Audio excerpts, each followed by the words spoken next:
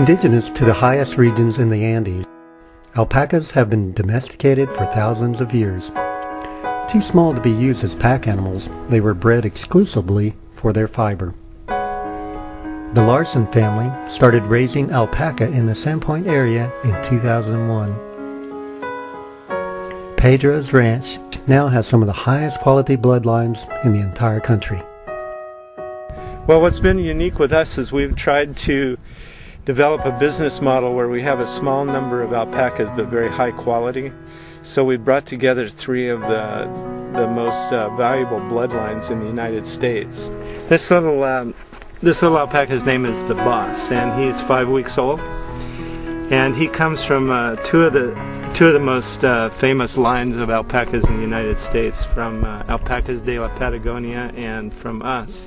And he has an unusual pattern in his color.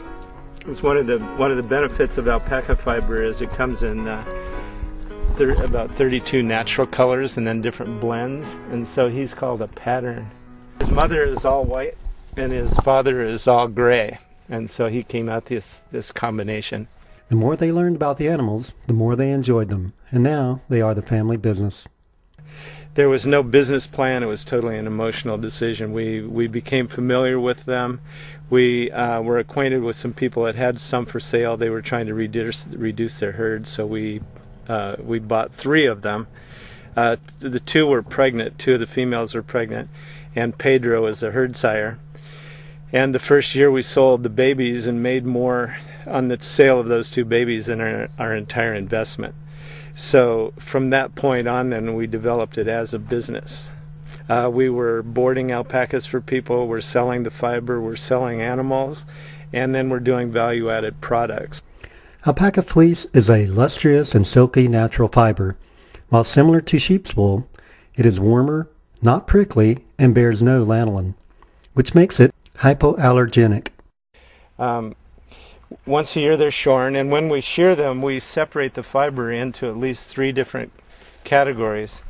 The blanket is the primary highest quality that comes off the sides and the back, and that's what these bags are. It's then separated and cleaned, and then we send it to a mill to be made into yarn.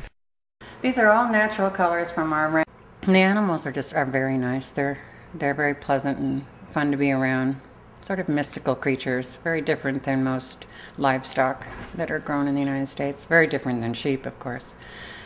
And they just have incredible fiber, and so I've always been attracted to yarn and fibers, and it just kind of got me started. And when we moved to Idaho, I took weaving lessons, and that was the end of that. I know. I think I had 6 looms at one time, but I think I'm down to 2 or 3. And because of Lisa's passion for weaving, you'll find her own handmade products in her store. It was from Cilantro, and the gray, it's probably from Rosie. Pedro's Pride in downtown Sandpoint, next to the Panada Theater. That's one of the first things people actually ask is, do you have things that you've made here? Or have you made all this? When they ask me that, it's pretty amazing. I think, wow, I don't know who they think I am. Superwoman. But no, they really love to have something that's made here. It's made, and plus I give them pictures of the animals, of what the yarn comes from, and they really like that. So they can get a picture of Pedro or Cilantro or Kenai or whatever it is that they're buying, the yarn or a scarf or whatever that's made from them, and they really like that. Anyone interested in weaving or knitting? I have a lot of yarns besides the alpaca. I have what I call exotic yarns. I have the unusual ones that you won't find in a normal yarn store. I have yak and buffalo and possum, and so very unusual yarns. Yeah, so it's kind of fun if you're looking for something different.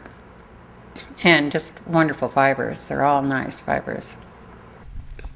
The attribute we're trying to develop in our fleeces is fineness. And this particular fleece is an award-winning fleece, and its main quality is it's very fine, and it would be used to make really fine garments. It would be next to the skin. A fleece like this white one, it has a lot more bulk, and it has what's known as crimp. and so it would be most suitable for making a garment such as a sweater, because there's more bulk in the yarn. And Lisa has these socks made, and advantages of the socks for skiing and snowboarding and hiking and work boots is we have a really tall sock, and the alpaca fiber, because it's hollow, creates a natural insulation without a lot of bulk. It also wicks moisture away from your feet to keep your feet drier. And a number of fire departments have purchased them because they tend to be the most fire resistant of any natural fibers. Alpaca has been called fiber of the gods because it was one of the world's finest fibers. Come in and experience luxurious alpaca socks, sweaters, hats, gloves at Pedro's Pride in downtown Sandpoint. In addition to locally spun alpaca yarn, you will also find a variety of exotic fiber products made from llama, yak, Egyptian cotton, cashmere, silk, and more. Wonderful gifts for families who expect the best. Pedro's Pride Fashion, 300 North 1st, Sandpoint.